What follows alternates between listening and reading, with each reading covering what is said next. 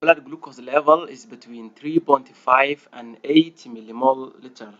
per liter. معناها waxaa la yiraahdaa waxaan ka hadlaynaa dabcan insulin insulin iyo glucagon iyo tiimkaas sokorta maamula marka sokorta heerkeeda caadiga ah ee normalka ah waxaa lagu qiyaasaa 3.5 liter 3.5 millimole ilaa iyo 8 millimole 8 millimole markaas waxaa loo bedelayaa waxaa laga soo bedelaa maxaa la yiraahdaa ii sheeg يعني 3.5 ilaa iyo 8 millimole macnaha waxaa loo isticmaalayaa lagu xisaabinayaa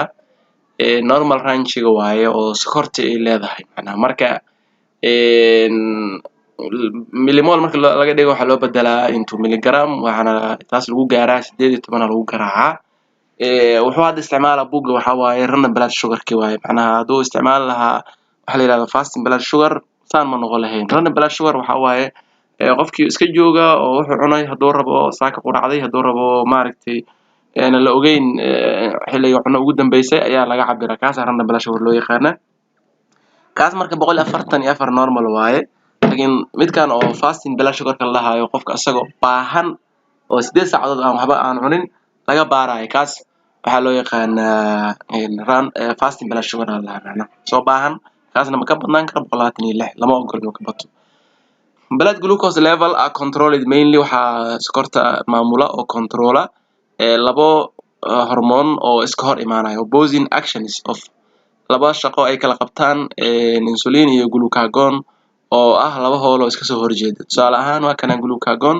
wuxuu doorkiisu yahay increasing blood glucose level sokorta heerka dhiiga ayuu ziyaadiyaa blood glucose level ayuu ziyaadiyaa insulinkana wuxuu yareeyaa sokorta dhiigga ku jirta marka sokorta dhiigga ku jirta markay badato insulin la soo daayaa si uu u yareeyo glucagon waxaa la soo daayaa insulin glucagon waxaa la soo daayaa markay sokorta dhiigga ku jirta ay yaraato si uu sokorta kor ugu soo qaado marka labadoodaba shaqooyin caadi ah oo normal ah noo qabtaan insulin laga bilaabay insulin is a polypeptide waa protein dabcan ay ka kooban tahay 50 amino acid shaqadeeda ugu weyn ugu muhiimsan waxay tahay the main function of insulin waxa waaye to lower raised blood nutrient level ayay hoos yani sokorta iyo fatka iyo amino acidyada cunooyinka nafaqooyinka dhiigga soo raaca markay bataan ayay yareysaa iyadu raised blood nutrient level ay yareysaa kaliya kama shaqeyso glucose-ka but also amino acids iyo fatty acids labadaba oo ay ku darsataa amino acid iyo fatty acids iyo glucose saddexdaba waa ay ku hoolantaa sida caadiga laakiin waxay caan ku tahay glucose-ka shaqooyinkaas ay qabanayso waxaa loo yaqaanaa anabolic actions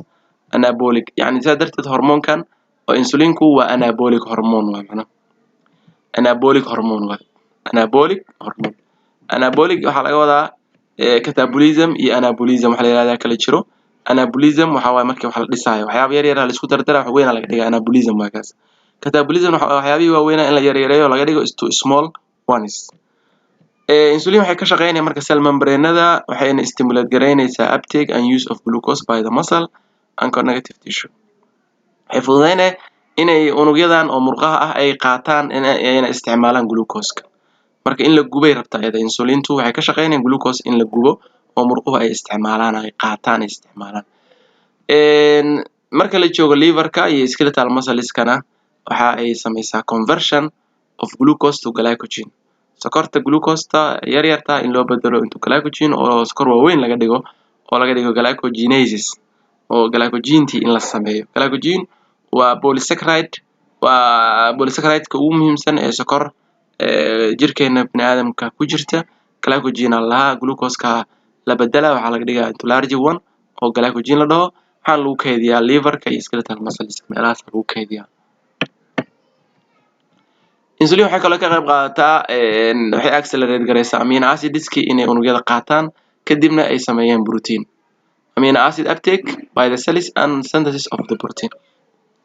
marka iyada laftirkeeda saadaas way ku tahay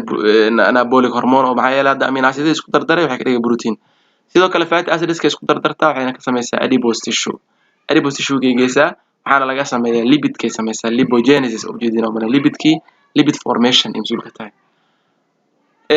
waxay hor taagan tahay oo ay ka hortagtaa shaqo iyada dhib ku ah oo cagsi ku ah oo ah glycogenolysis waxa waa burburin lagu sameynayo glycogen in la burburiyo oo breakdown of glycogen inta glucose loo burburiyo waxay cagsi ku tahay shaqadii ay hayeen insulin marka maadaama shaqadan ay shaqo cagsi ku ah iyada ay tahay iyadana shaqadan oo kale waa iska qabanay gacmahay ka qabanay joojinay glycogenolysis ma yeelayso ma aqbalayso insulin it decreases qodobka ugu dambeeya dabcan waxa waaye preventing the breakdown of protein and fat waxay kale ka hortagtaa in la burburiyo proteinkii iyo fatskii iyo sidoo kaleeto waxay ka hortagtaa step loo yaqaano gluconeogenesis waa step aad muhiim u ah oo marmarka qaarkood sokorta dhiig ku jirta inay yaraato glycogenka dhamaado process lagu soo sameeyo waaye oo glucagonka mas'uul ka yahay oo glucose laga soo sameeyo from amino acids from the protein laga sameynayo waxaa loo yaqaanaa processkaas gluconeogenesis oo ah formation of glucose from non carbohydrate source glucose in laga soo sameeyo meel aan ahayn carbohydrate from the protein laga soo sameeyo mujadido laga soo sameeyo ana waxa glucagon oo hormoonka labaad ay soo daayaan alpha salis glucagon increases the blood glucose level by stimulating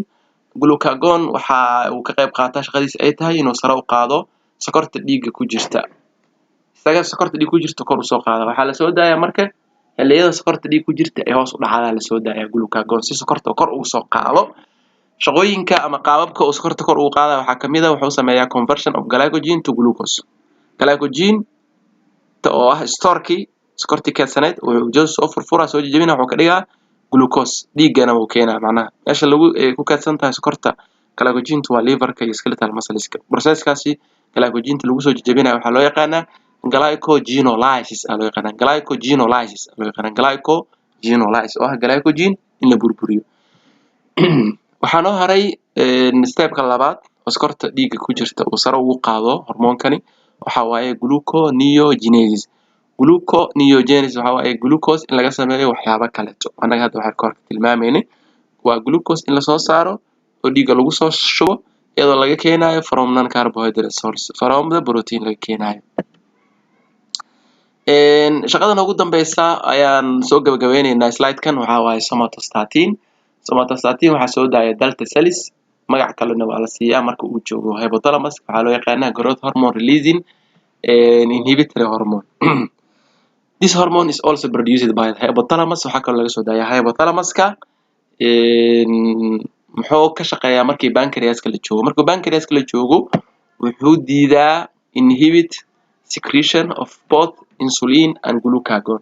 insulin iyo glucagon in la soo daayo uu diidaa macnaha marka la joogo waxa waaye in the pancreas in the hypothalamus marka la joogo it inhibits the secretion of growth hormone from anterior pituitary marka la joogo anterior pituitary-ga hypothalamuska waxa soo daynaa somatostatin si uu u joojiyo growth hormone inaan la soo daynin growth hormone waa mas'uul wuxuu ka yahay insulin la soo daayo glucagon la soo daayo sokorta dhiigga karsar loo qaado laga shaqeeyo qofkii uu korinshaha ah ka shaqeeyaa macnaha ma fahant marka somatostatin waxa inhibitor of growth hormone waaye intaas ayaanu ku joojinaynaa insha Allah cashirkeeni